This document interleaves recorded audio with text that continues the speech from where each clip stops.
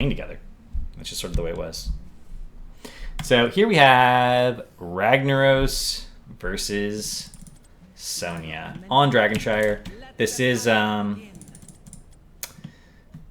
versus Ethereal Angel, Expert versus Team Liquid. And we're seeing Ethereal Angel just again playing safe. This is really, really, really standard.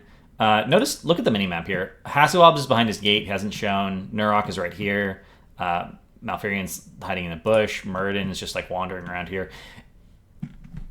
Until you know where people are, never dismount. Never dismount. You can hide in a bush. As long as you can see the minion wave, you can get the soak. So you can hide in a bush and just wait for the passive versus minion combat to happen. Ethereal Angel wants to get his Q stacks here. And we see Bad Benny discovers Muradin. As soon as Muradin is discovered and Medivh down here discovers the other two, they don't know where Falstad is. He's the only missing factor. But literally, Ethereal Angel's not looking at his character. He's like holding shift and doing this with the click. So he just keeps pathing back and forth while mounted. And he's actually just looking at his minimap. As soon as he sees everyone, he's like, oh, I'm gonna go get my stacks. Especially since he knows that Bad Benny is zoning for him. Right, and that's sort of the point. That's why Bad Benny came up here, so he wanted to make sure his soul laner was not potentially getting ganked, or to potentially set up a gank on the soul laner if possible. Here's the ridiculousness of Sonya, especially against a Nubarak, because it gives you yet another target. Sonya heals per target hit by Whirlwind, and it's tripled against heroes.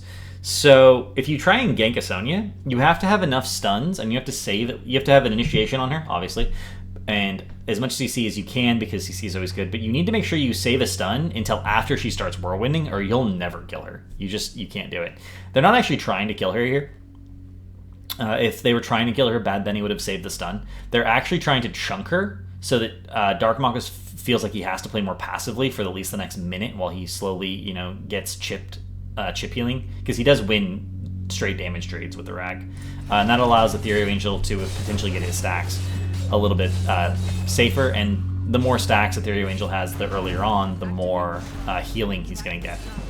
So you can see Ethereal Angel poking with a W while Sonya does the spin thing. Darkmock literally broke the first rule of Sonya Club, missed a spear on a stationary minion, and now is laughing so hard at himself that he just can't move. He does figure it out. He won't let him mount either. He's a little bit unhappy with that. Malfurion dies in the bottom lane, a bunch of other stuff going on. Darkmock is forced to burn his tap early. I shouldn't say he's forced to burn his tap early, because it is not bad at all to burn his tap. Notice he even waits to... I'm not sure if that was on purpose, but he actually waited to pick up the globe until it would actually give him full health. I don't think that was intentional. And now we're going to see Ragnaros. This is the thing about Ragnaros. If Ragnaros is sitting here, or anywhere in this arc, mounted, the only chance that Sonya has of chunking him is hitting the spear. And Ragnaros' wave clear is so insane that as long as he saves the W for it, he can just instantly clear the wave. This wave would be dead, but he was just saving the stack for his Q. And we get to see the dynamic. Ragnaros does not win this lane. Spoiler alert. Sonya has better sustain, Sonya has more damage, and Sonya just does work in this lane. Sonya didn't even take the correct talent for this lane. Block. Ragnaros' auto attack is okay, but it doesn't really do much against Ragnaros, because Ragnaros' Q isn't blockable. I think block was taken looking forward to the Greymane fights, which are going to happen later on in the game. You are going to be, fighting versus Greymane.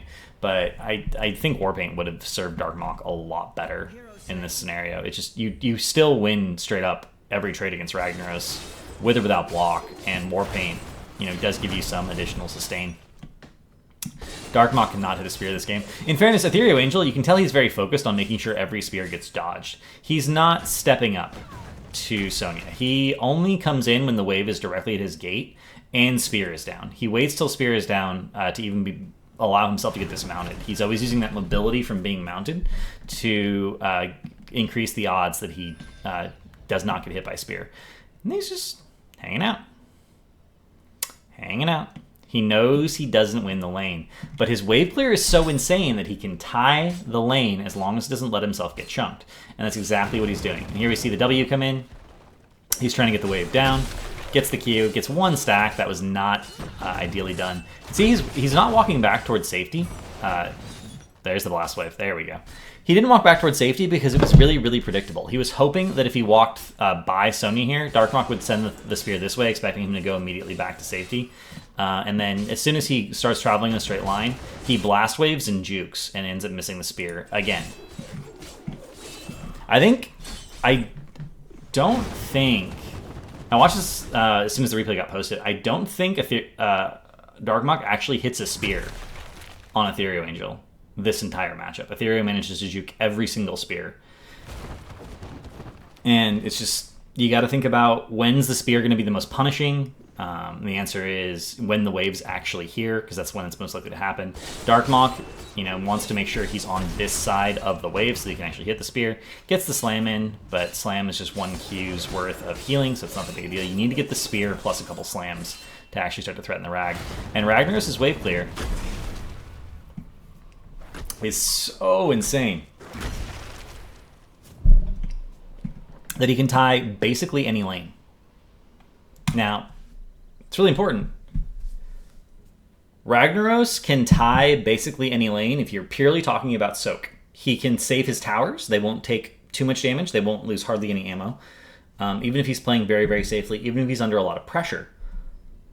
But Ragnaros cannot win the point unless Sonya rotates away.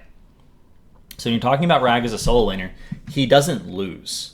There's not a lane that he loses except for the Zag lane, and he only loses the Zag lane because he gets out-sieged. Because Zag can literally kill buildings from off-screen, and it's not fair. But he doesn't win. He doesn't push in and siege up on buildings. He doesn't have kill pressure against any of the traditional solo laners. He just doesn't have that level of damage anymore. So when you're talking about taking Rag in a draft environment, you got to think about the fact, am I going to get value out of Molten Core? And am I going to get value out of Smash? Right? Those are the things, and maybe Giant Scorcher. Those are the things that are really, really, really big spikes for Rag and are where a lot of his value comes from. It's okay to pick up Rag in a draft scenario if you need one of those, or feel like you need one of those things. And you can tie a lane. But tying a lane is more of a late game consideration. As long as you're tying a lane, then you have to... If you're tying a lane, you're not winning through macro pressure, which means you have to win from late game team fights.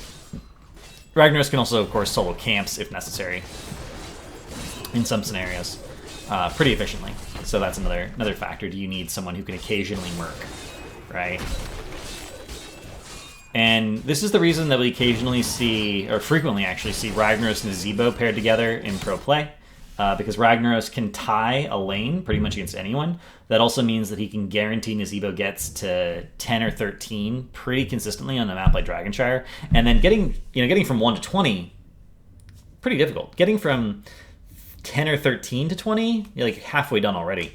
We've even seen compositions that were Zul, Nazebo, Ragnaros, and Zul carried 2 of the lanes, and Ragnaros carried the other lane, and Nazebo got to 20 and the game ended.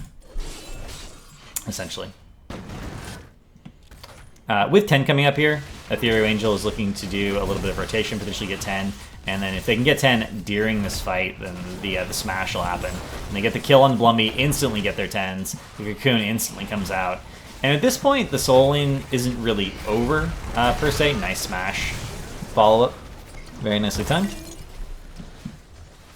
But the functionality of the solo lane changes dramatically.